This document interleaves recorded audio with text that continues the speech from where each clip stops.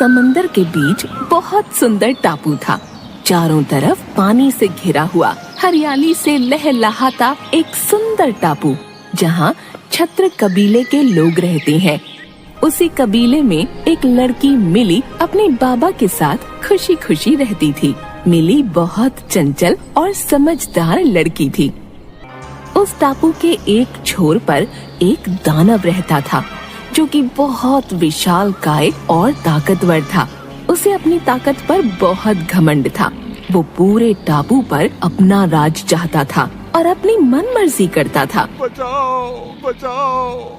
टापू पर सब कबीले वाले दानव से छुटकारा चाहते थे। कबीले के लोग समुद्र से मछलियाँ पकड़कर अपना और अपने परिवार का गुजारा करते थे। समुद्र के किनारे मछलियाँ पकड़ने के बाद अब रोज जितनी मछलियाँ पकड़ो उसका आधा उस दानव को देना पड़ता है।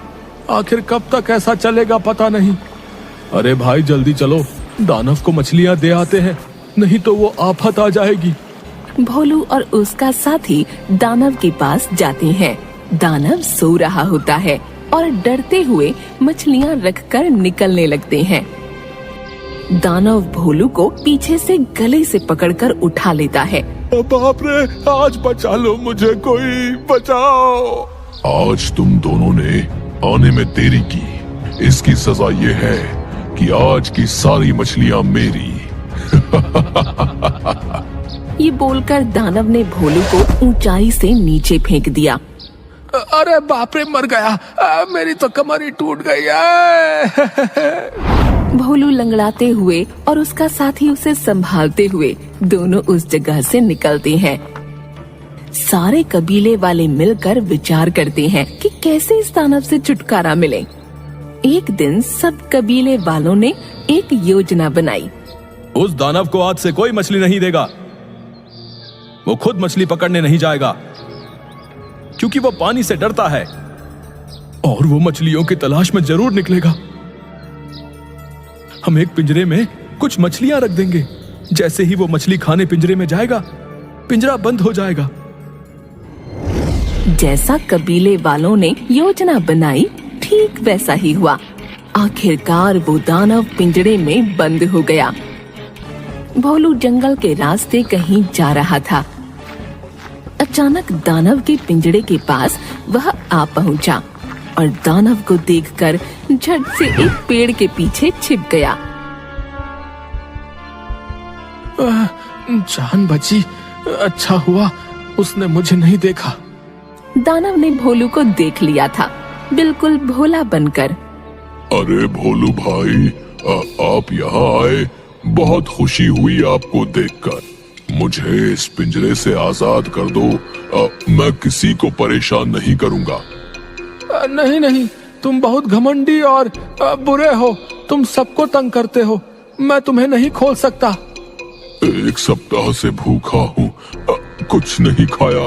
अब तो कुछ पलों का मेहमान हूँ। सोचा आजादी से पिंजरे के बाहर दो चैन की सांस ले लूं। बेचारा मरने वाला है, इसकी आखिरी इच्छा पूरी कर देता हूँ। अच्छा, ठीक है भाई, खोलता हूँ।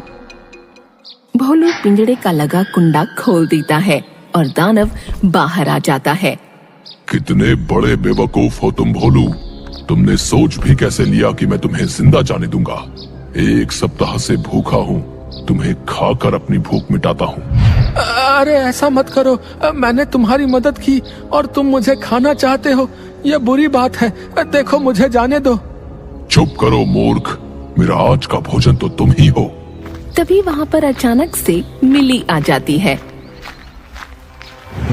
अरे भोलू भैया, क्या हुआ? इतना क्यों घबराए हो? अरे मिली, अच्छा हुआ तुम आ गई। देखो ना, इस दानव की मैंने मदद की, इसे पिंजरे से बाहर निकाला और अब ये मुझे ही खाना चाहता है। मिली सारा माजरा समझ गई कि भोलू भैया ने गड़बड़ कर दी है। अरे भोलू भैया, आप भी क्या बात कर रहे हैं? इतना बड़ा दानव इस छोटे से पिंजरे में कैसे आ सकता है? नहीं मिली, इसी पिंजरे में बंद था ये, मैंने इसे खोला। पर मुझे बताओ तो कि इतना सा ये पिंजरा है और दानव इतना बड़ा, भला कैसे पिटाएगा इसमें? चुप करो तुम दोनों।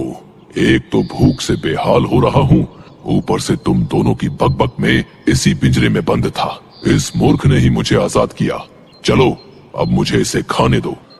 अरे दानव जी, आप भी भोलू भैया की तरह बेवकूफी की बातें कर रहे हो।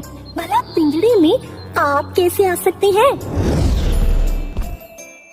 देखो मूर्खों, ऐसे बंद था मैं, ऐसे।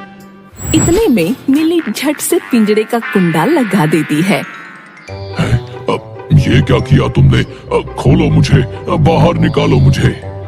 अब तुम बंद रहो इसी पिंजरे में। मिली और भोलू दोनों खुशी खुशी वहाँ से चले गए।